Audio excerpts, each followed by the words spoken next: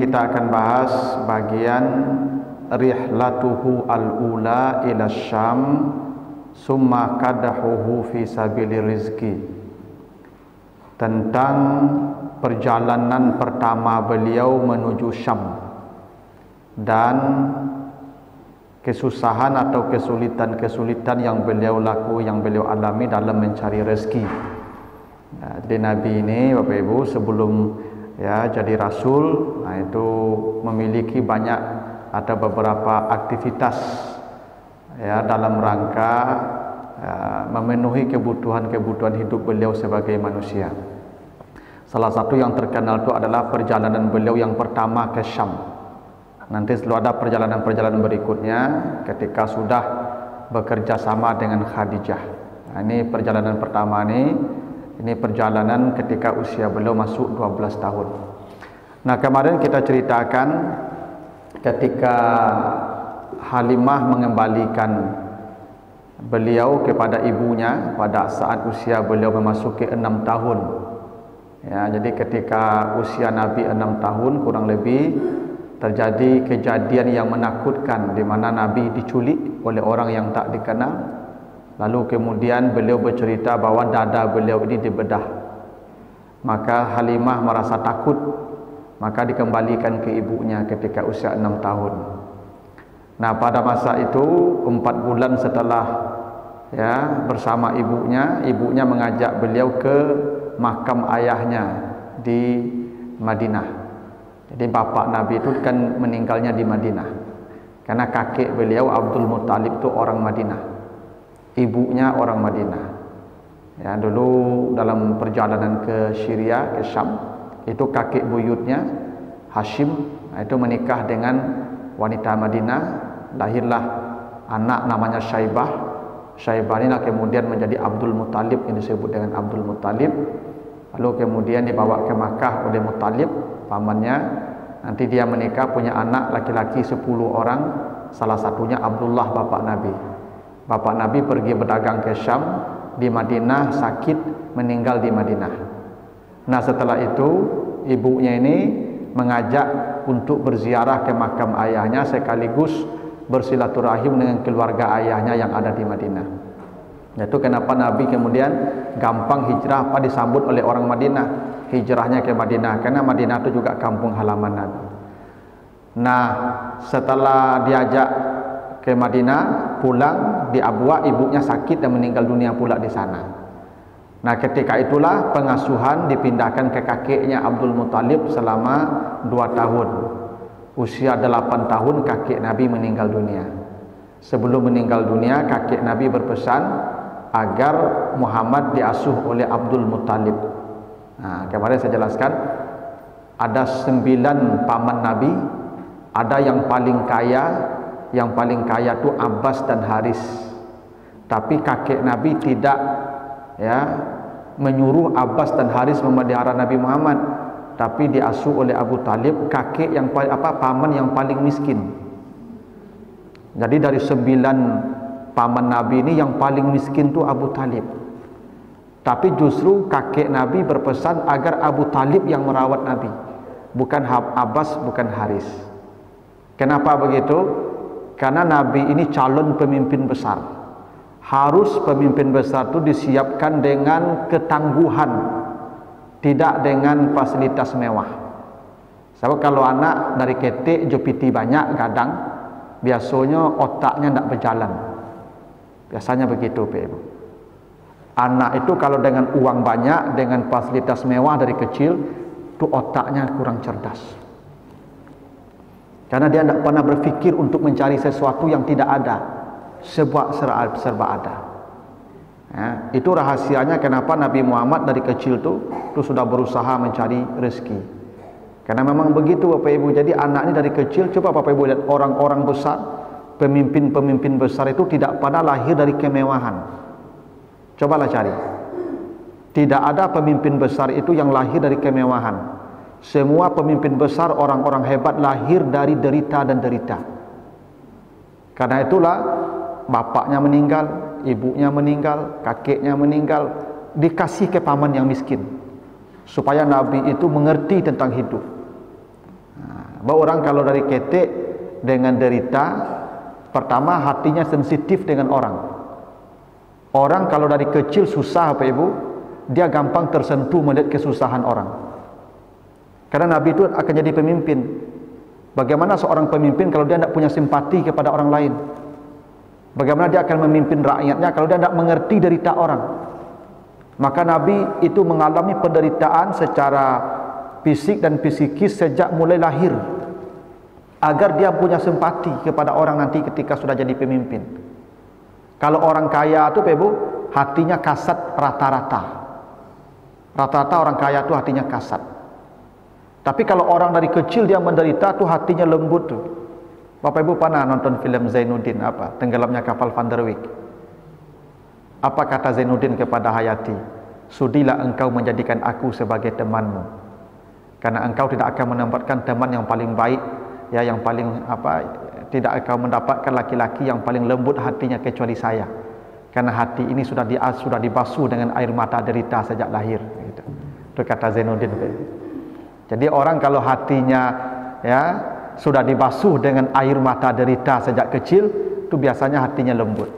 Rata-rata begitu. Maka Nabi Muhammad tuh harisun alaikum. Ya, Nabi Muhammad tuh begitu menderitanya melihat kamu susah.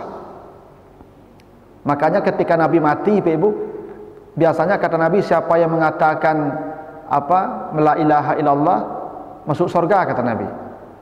Nabi ketika mati tidak mengatakan la ilaha illallah, ummati ummati ummati, umatku umatku. Ketika Nabi dibangkit hari kiamat nanti Ibu, yang dipanggil pertama itu umatku umatku. Ketika melewati sirat yang dipanggil itu umatku umatku. Jadi Nabi itu bersimpati dengan kita. Susah Nabi itu melihat kita susah. Kenapa? Karena memang dari kecil Nabi itu didera dengan penderitaan-penderitaan. Nah, makanya itu rahasianya kenapa Nabi diasuh oleh paman beliau yang miskin, Abu Talib. Nah, itu rahasianya Bapak Ibu.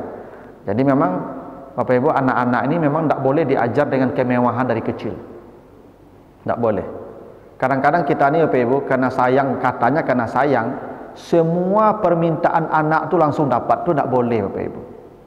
Tidak boleh. Bapak Ibu kalaupun mampu membelikannya, janjikan dulu besok dibeli. Cari duit dulu. Biar dia tahu bahwa tidak mudah mendapatkan itu. Coba lihat anak-anak. Kalau ada anak-anak setiap ingin dapat, itu langsung hancur itu mainan itu. Coba lihat Bapak Ibu. Anak-anak yang tak pernah merasakan susahnya dapat mainan, begitu dibeli langsung dirusaknya hari itu. Ya nak? Kenapa dia tidak pernah merasakan susahnya mendapatkan sesuatu? Saya masih ingat Bapak Ibu, waktu saya kecil itu, waktu di SD, dapat beli mobil Bapak Ibu, mobil-mobil itu tidak baca li seoto tu tiap hari Bapak Ibu. Ibu menjalan ke tuan, takut rusak, bahkan you payah dapatnya.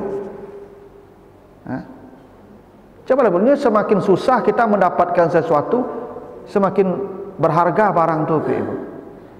Bapak Ibu kalau dapat uang di jalan 10.000 atau 100.000 tu hilangnya gampang, habisnya gampang tu. Tapi 100.000 tu seharian kita bekerja berkeringat tu berfikir membelanjakannya tu Bapak Ibu. Memang begitulah ya kita diatur. Jadi memang itu rahasianya kenapa yang mengasuh Nabi itu paman beliau. Nah, ketika usia Nabi memasuki 12 tahun, maka mulai ceritanya begitu. Walamma tamma lahu minal umri isnata asyrata sanah safara ammuhu Abu Talib ila Syam fi rakbi tijarati ya fa akhazahu ma'ahu. Ini panjang ceritanya tapi begitu bunyinya. Ketika usia Nabi sudah memasuki 12 tahun.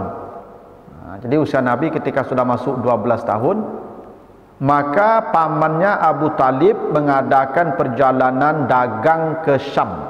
Syam itu sekarang ada Palestina, ada Syria, ada Lebanon, ya, ada Jordan ada Israel sekarang, ya. Itu dulu Syam namanya, satu wilayah Syam. Maka Abu Talib mengadakan perjalanan dagang ke Syam lalu membawa Nabi Muhammad bersamanya. Maka tatkala rombongan dagang ini sampai di sebuah tempat bernama Basra, jadi Basra bukan di Baghdad ya, ini Basra setelah Madinah menjalan ke daerah Syam. Mereka melewati satu kampung yang di situ ada seorang pendeta Nasrani bernama Buhairah. Nah, jadi di kampung itu, di Basra itu orang-orang Yahudi, orang-orang Nasrani di situ. Orang-orang Kristen. Di situ dipimpin oleh seorang pendeta namanya Buhairah. Lalu wakana aliman bil Injil. Buhairah ini pendeta yang sangat mengerti Injil. Injil yang masih murni ya, yang masih belum ada perubahan. Ini Injil yang murni. Dia paham dan sangat hafal Injil. Dan dia itu ya sangat adalah tokoh Nasrani yang disegani di Syam. Lalu kemudian dia melihat Nabi Muhammad ini ketika berusia 12 tahun bersama Abu Talib, dia perhatikan ini anak. Begitu dia perhatikan ya, maka diundanglah rombongan ini. Jadi Abu Talib dan rombongannya diundanglah ke rumahnya si pendeta Buhairah. Dijamu. Setelah dijamu, Buhairah ini tidak ada yang dia perhatikan kecuali Muhammad ini. Yang lain tidak dia perhatikan, yang satu ini dia perhatikan. Setelah ditanya, ini setelah makan diundang. Karena orang Arab itu dulu kebiasaannya begitu, Ibu. Kalau ada orang musafir lewat itu diundang makan ke rumah. Itu tradisi Arab tuh. Dari dulu begitu, orang Arab itu begitu. Kalau ada musafir lewat, itu diundangnya ke rumah itu makan. Ya, ngasih orang yang makannya, ngasih orang yang lewat di perjalanan itu namanya Ibnu Sabil, itu besar pahalanya. Wa yut'imuna ta'ama ala hubbihi miskina wa yatima wa asira. Nah, ditanyalah kepada Abu Talib. Abu Talib, ini anak siapa? Kata Buhairah. Kata Abu Talib, karena Abu Talib ini sayangnya ke Nabi Muhammad, memang Nabi Muhammad itu tidak diperlakukan seperti orang, seperti anak kandung. Ya, kata Abu Talib, Hazai ibni, ini anak saya. Ini anak saya. Kata Abu Talib. Lalu kata Buhairah, engkau pasti bohong. Engkau pasti bohong. Bapaknya pasti sudah meninggal. Ibunya pasti sudah meninggal. Apa kata Abu Talib? Betul. Dia bukan anak saya, tapi anak saudara saya. Tapi sudah seperti anak saya. Ditanya, kenapa engkau tahu bapaknya ibunya sudah meninggal? Karena dalam kitab Injil disebutkan, inilah orang yang kami tunggu-tunggu. Inilah yang ditunggu-tunggu oleh ahlul kitab. Anakmu ini. Karena dalam kitab Taurat dan Injil disebutkan dengan rinci tentang nabi terakhir. Fisiknya, begitu mereka lihat, inilah Muhammad yang mereka, inilah nabi terakhir yang mereka tunggu-tunggu. Dan Buhairah berkata, Abu Talib, saya sarankan bawa segera pulang anakmu. Jangan kau lanjutkan ke Syria, ke Syam. Kenapa? Kalau orang Yahudi atau Nasrani nanti melihat anakmu ini, akan langsung dibunuh. Kenapa begitu? Karena orang yang mereka tunggu ternyata lahir bukan dari mereka. Orang yang mereka tunggu-tunggu ternyata lahir dari bangsa lain, bangsa Arab, bukan dari bangsa Bani Israel yang selama ini nabi-nabi turun dari mereka. Andai ini nampak oleh mereka, mereka akan langsung membunuhnya. Percayalah kepada saya, kata Buhairah. Ya. Nah, jadi Buhairah itu ahlul kitab, Bapak Ibu ya. Dan dia nanti ya, dia masuk Islam nanti, dia ada bukan masuk Islam, dia itu masuk surga nanti itu, Bapak Ibu. Nanti ahlul kitab. Ya, ketika itu Nabi Muhammad belum jadi rasul, maka dia beriman ke Nabi Isa. Dia mengerti Injil. Makanya Bapak Ibu nanti kalau perlu baca nanti di surah Al-Baqarah 136, ya, allazina atainahumul kitab ya'rifunahu ya kama ya'rifuna abna'ahum. Orang-orang yang diturunkan kepada mereka Alkitab, maksudnya Injil, Taurat, mereka mengenal Nabi Muhammad lebih dari anak mereka sendiri. Gitu Pak. Di surah Al-Baqarah itu kata Allah, mereka mengenal Nabi Muhammad orang-orang yang ahlul kitab tadi melebihi kenalnya dengan anak-anak mereka. Kenapa begitu? Karena anak mereka belum tahu mereka ini anak mereka atau bukan. Kebetulan istri mereka yang melahirkan, belum tentu juga anak mereka kan. Siapa yang bisa menjamin itu anak-anak kita? Kecuali ibu itu yang paling tahu siapa bapaknya. Kan boleh jadi bapaknya orang lain, ya toh? Tapi karena istri kita melahirkan, kita bilang anak kita, padahal bukan. Orang-orang ahlul kitab, kata Nabi, begitu melihat Nabi Muhammad lahir saja, mereka sudah tahu ini Muhammad yang kami tunggu, ini Nabi yang kami tunggu. Karena dalam kitab Taurat dan Injil bukan hanya namanya disebut, namanya disebut, ciri fisiknya disebut, semuanya lengkap diceritakan. Itu kenapa dulu kita bicara, kenapa orang-orang Yahudi itu banyak di Madinah. Kenapa orang Yahudi tidak ada di Makkah ketika Nabi Muhammad, ya sebelum Nabi Muhammad lahir. Orang Yahudi, orang Nasrani, apa ibu, itu kan pusatnya dulu kan di Palestina, di daerah Syam itu. Lalu mereka hijrah besar-besaran ke Madinah.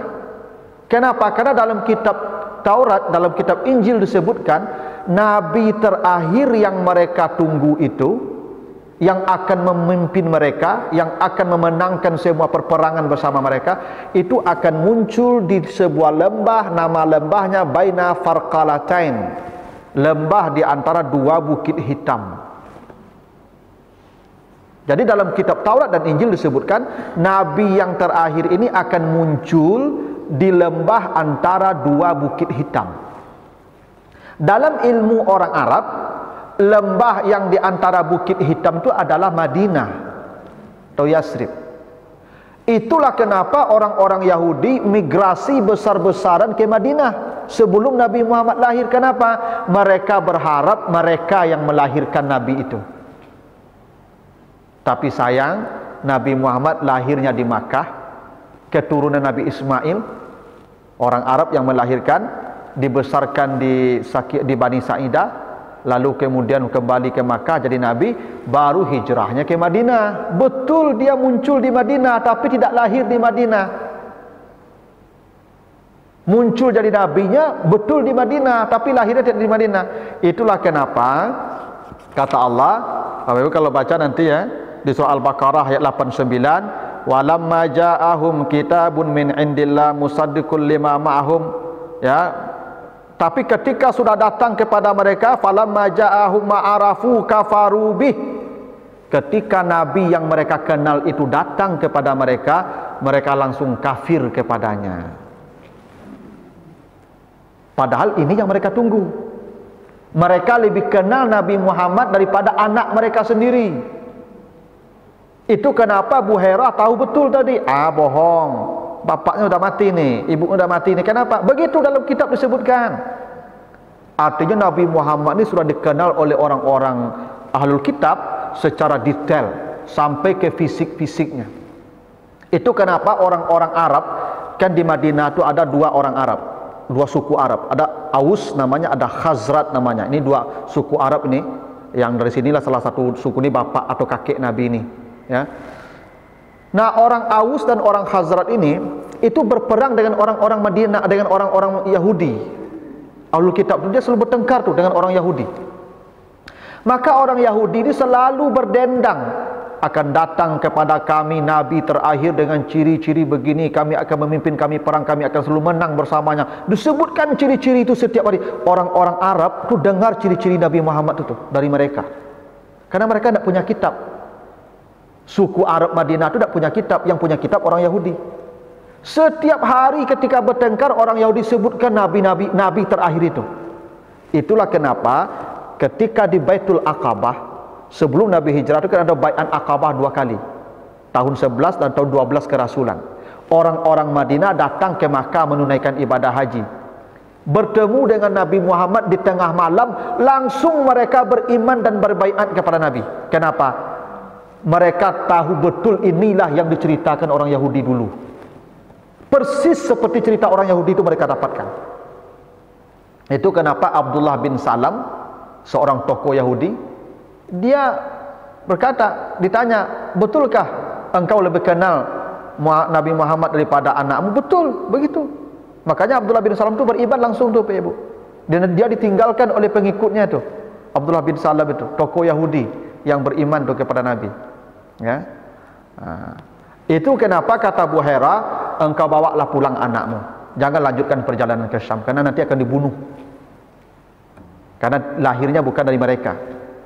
Akhirnya Abu Talib membawa pulang Nabi Muhammad, dan sejak saat itu Nabi Muhammad tidak pernah lagi diajak berdagang. Lalu ketika kembali ke Makkah,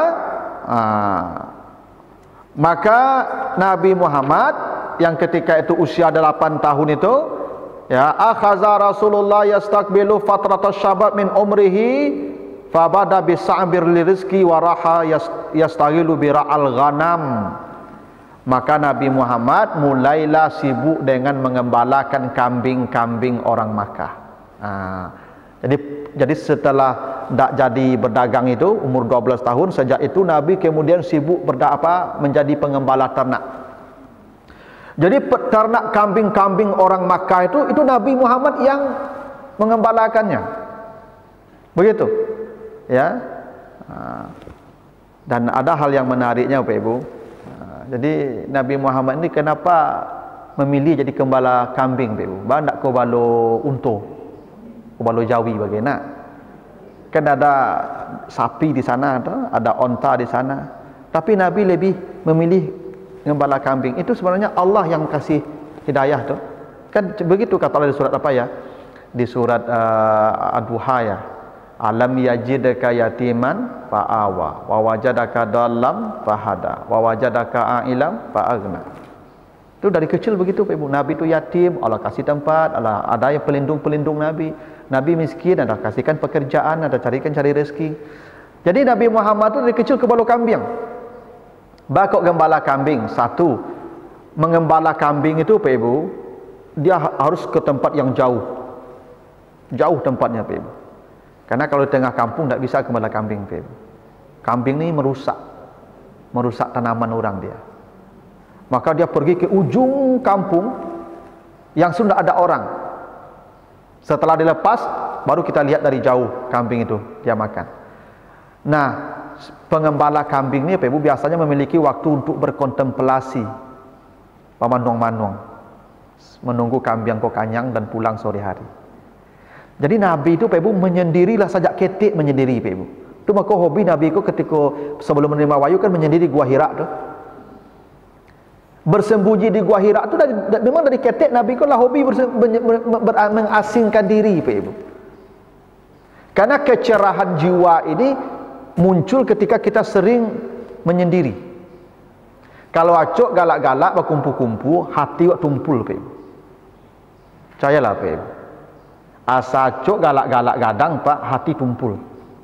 Mati tak takana, ya, dosa tak takana, tak takana aja lah, ibadah pun lalai dia tu. Maka apa Ibu jangan acok galak-galak. Ya. Karena orang kalau acok galak tu Pak Ibu, biasanya hatinya mati. Itu maka Nabi kurangi tertawa, banyak menangis kata Nabi. Maka Nabi dari kecil sudah hobi berkontemplasi di sudut kota Makkah tu sambil lihat kambing. Tuh. Sehingga jiwa Nabi itu terasah. Yang kedua, kambing itu kenapa dilatihkan ke kambing? Karena Nabi itu akan jadi pemimpin manusia yang tugasnya mengembala manusia. Maka sebelum mengembala orang, dilatih ke kambing dulu. Karena perangai orang kau mirip-mirip ya kambing. Coba apa Ibu dah percaya? Mengajak orang kepada yang baik ini susahnya seperti memasukkan kambing atau mengembalakan kambing. Makanya jamaah pengajian tu jarang-jarang yang permanen Pak Ibu. Ini datang besok, ini pula hilang. Datang lagi yang baru, ini pula hilang pula besok. Bapak Ibu kalau masukkan gini, Bapak Ibu kalau masukkan kabau atau membawa kabau menyubarang, gampangnya Pak Ibu. Kalau masukkan kabau ke kandang, elo induknya, tarik induknya, semuanya masuk tu. Tak perlu disuruh-suruh, masuk semua itu. Induk je tarik. Murah kalau mengatur kerbau Pak Ibu. Kalau kambing, jangan coba-coba Pak Ibu. Ambil siku, nyak lari, tapik ko, nyak tabang, tapik ko, nyak pai. 5 ekor kambing tu bisa Pak Ibu gak 2 jam memasuknya tu. Payah masuk kambing tu. Dah delok, dia masih tagang tu. Hari dulu kau je labek le kau jondak ilmu masuk kandang lah. Dah bebo. Susah matur kambing kau bebo. Orang diajak kena nedok cutu tu. Tu makuk apa jamaah ko pengajian ko susah bah sambung bebo. Orang beda-beda setiap minggu tibu. Ya. Nah, tu makanya orang kalau lah pandai mengobalo kambing, biasanya kalau jadi pemimpin tu sabar tu. Sebelum teruji kesabaran juga kambing kau bebo. Nah, makanya Nabi Musa ku balo kambing. Nabi Syuib ku balo kambing. Nabi Ibrahim ku balo kambing. Ya. Memang untuk jadi pemimpin ku perlu latihan ke kambing, Pak Ibu. Ya, jadi siapa yang sudah pernah ku balo kambing, itu sukses biasanya tu. Pak. Jadi pemimpin tu. Karena dia mengerti watak orang dengan melihat watak kambing. Nah, yang paling hebat tu, Pak Ibu. Kenapa Nabi ku balo kambing, Pak Ibu? Karena Nabi itu cari piti. Jadi Nabi di rumah Abu Talib itu tidak gratis. Karena dia tahu paman ini miskin, anak banyak. Maka dia bantu paman ini ekonominya dengan jadi gembala kambing. Jadi dapat uang dia kasih ke pamannya itu. Jadi dari kecil itu Nabi sudah mandiri, tidak membebani orang hidupnya. Nabi ingin mengajarkan kepada kita, bekerjalah, jangan tak bekerja. Nih Nabi umur 12 tahun Nabi sudah bekerja. Nabi ini Bapak Ibu, bisa saja Allah kasih rezeki seperti Maryam. Maryam kan tak mencari rezeki, Pak. Kullama dakhala 'alaiha Zakaria al-mihrab wajada indaha rizqan. Setiap Nabi Zakaria membuka pintu datang makanan. Setiap buka pintu datang makanan. Makan kau berubah-ubah setiap hari, tak pernah sama, penuh kamarnya dengan makanan. Nabi Muhammad tu kekasih Allah. Bisa Nabi Muhammad tu turun makanan setiap hari dari langit. Bisa. Bahkan lebih mewah dari Maryam makanan Nabi itu. Bisa. Tapi Allah tidak melakukan itu. Tidak. Disuruh Nabi bekerja. Padahal tanpa bekerja Allah bisa cukupkan. Wala saufa yu'tika rabbuka fatarda. Kalau Nabi mau pinta sajalah, apapun kasih langsung tu. Tapi Nabi Muhammad tidak pernah mau meminta. Dan dia menjalankan hidup seperti manusia. Dia bekerja. Inilah yang menjadi sunnah Nabi. Kata Nabi, yang paling dicintai Allah, manusia yang bekerja dengan tangannya sendiri. Amalur rajuli biyadih. Kalau ada orang bekerja dengan tangannya, itulah manusia yang paling dicintai Allah. Itu makanya ada sahabat, dia bukan ahli Quran, bukan ahli tahajud, ya, kerjanya dari pagi sampai sore ke hutan mengambil kayu dengan kapak sampai tangannya melepuh. Bersalaman suatu hari dengan Nabi, dipegang dan dicium oleh Nabi. Dicium Nabi tangannya, diangkat kepada sahabat nih. Inilah tangannya ahlu sorga, kata Nabi. Nabi mencontohkan bekerjalah. Dari kecil Nabi sudah bekerja, Pak. Bukan besar. Ikulah sampailah sarjana, Pak. Minta sih orang gaib. Kan dia tidak ada setiap Allah. Lah sarjana. Ya toh. Lah magister bagai Pak, masih menerima sih orang gaib leh. La haula wala quwata illa billah. Karena memang dari kecil tidak pernah diajar mandiri. Makanya saya Bapak Ibu, kalau ada mahasiswa tinggal di masjid, kuliah, itu saya kasih B langsung tuh Bapak Ibu. B ko lah kuliah tu jambo, B lah dapat langsung tu. Cuma tak bersabui, kena lo kau bersabui, kau dah kuliahnya kau leh. Kenapa? Karena yang tinggal di masjid ini dia mencoba hidup sendiri Bapak Ibu. Tak minta lagi ke orang tuanya tu. Dia ingin menghidupi dirinya sendiri. Dan itu mahal orang-orang begitu tuh Bapak Ibu. Ya. Sehingga begitu dia selesai, dia tak cengeng lagi, dia sudah mengerti cara hidup. Makanya kita ini disuruh bekerja. I'malu, kata Nabi, ala makanatikum, bekerjalah, kata Nabi. Inni amilun, aku bekerja. Maka Nabi Muhammad itu Pak Ibu berdakwah kan nak mencari uang Pak Ibu. Berdakwah itu kewajiban. Mereka Nabi cari usaha sendiri. Ya. Memang begitu sunnah Nabi itu Pak Ibu, bekerja. Dari umur 12 tahun Nabi menghasilkan uang. Makanya pamannya itu bukan terbebani oleh Nabi bersama dia, enggak, justru ringan beban Abu Talib ketika Nabi hadir bersama keluarganya. Karena Nabi Muhammad sejak kecil sudah menghasilkan uang. Jadi kadang-kadang anak kete-kete baru diajar lanjut menggali, Pak Ibu. Ambo, Pak Ibu, entahlah itu rahasia Tuhan. Ayah ambo mungkin orang tua ambo dak sanang di kete, Pak Ibu ambo lah. Dari kete ambo, Pak Ibu, menggali ikan pada ambo, Pak Ibu. Tanyalah ke kampung ambo tu, apa orang kampung tu ambo menggali ikan tu. Dulu ayah ambo kau menyetrum ikan, Pak Ibu, di sungai di Melabu tu banyak sungai kadang-kadang, Pak Ibu. Itu pagi itu, Pak Ibu, atau sore itu penjual ikan ambo pergi sekolah tu, Pak Ibu. Atau sore beko ambo menjual ikan balik tu. Ayah ambo bagi kerajo model tu, jual ikan kuah. Beko pulang sekolah cari rumput kabau. Sabit rumput kabau lah, gila urus kabau tu. Baru pergi ke surau. Ketika tu ambo rasa-rasa kesal ambo orang gaib ambo. Laku cuiko kerajo ambo. Kawan ambo dah modeko nampak ambo. Tapi kini ambo tahu rahasianya, Pak Ibu. Dengan cara begitu Allah ya ingin mengajar saya beginilah cara menghargai waktu.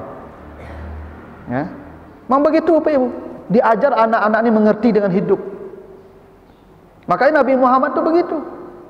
Karena bisa saja Nabi Muhammad itu didatangkan Allah rezeki tanpa sebab. Bisa. Kekasih Allah apa pun tidak bisa. Maryam saja bisa. Umat Nabi Musa saja dikasih makan dari sorga, mana dan salwa. Nabi Muhammad kenapa tidak bisa? Sangat bisa. Cuman Allah ingin mendidik kita umatnya lewat beliau. Bekerja. Karena bekerja itu pahalanya besar. Orang kalau mau bekerja, hidupnya terhormat. Kalau lah mulai wadah bakar rajo, Pak. Punya apa-apa kalau lah pensiun yang boleh dapat ragu, Pak. Iya, Pak. Kalau lah pensiun, Pak, adalah mulai kurang harago tu, Pak. Tapi ketika pejabat banyak tunjangan tu ragu tu, Pak. Enak. Itu sunnatullah. Makanya laki-laki kalau nak bekerja, Pak, dia kehilangan harga dirinya. Coba lah nak percaya, Pak Ibu. Bila ada laki-laki tidak bekerja, dia kehilangan harga dirinya tu. Baik di hadapan diri keluarganya, anak istrinya, keluarga istrinya, atau keluarga dia sendiri. Itu maka laki-laki itu wajib bekerja.